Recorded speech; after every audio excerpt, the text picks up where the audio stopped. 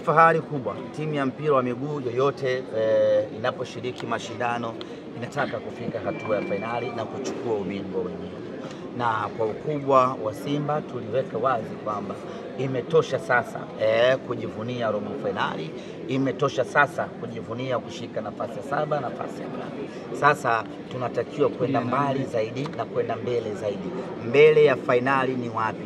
Mbele ya robo fainali ni wapi? Ni kwenye ubingwa wenyewe. Na timu yetu ni kongwe barani Afrika, ina miaka mingi barani Afrika. Kwa nini tuendelee kuishia njiani? Kwa nini tuendelee kukwama? Kwa hiyo kama viongozi tunaona fahari kubwa kuona ya kwamba tumetimiza moja kati ya malengo yetu ya kucheza fainali, na ndio maana nimesema ya kwamba kazi tumeimaliza, lakini hatujaikamilisha.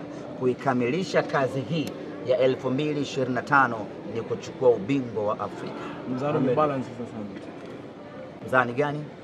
Vile ambavyo mko mnaambiwa kwamba ili kufikia level yao kwenye kombe la shirikisho na nyinyi mtakuwa kuingia fainali na mpate medali. Na miaka yote tunapoizungumzia fainali, wana Simba tulikuwa tunaweka wazi ya kwamba tunataka kuifikia rekodi yetu ya mwaka 93. Sisi ndio tumesimamia hapa. Na hii kwetu sisi inakuwa ni fainali ya pili ya michuano ya CAF. Kwa hiyo mzani tulio balance ni mzani wetu sisi wenyewe wa mwaka 93. Rekodi tulioifikia ni rekodi yetu sisi wenyewe ya mwaka 93. Lakini tukasema inatosha sasa. Hatuwezi kuendelea kujivunia rekodi ya mwaka 93. Wengi wenu mlikuwa hamjazaliwa na ndio maana hamtuelewi.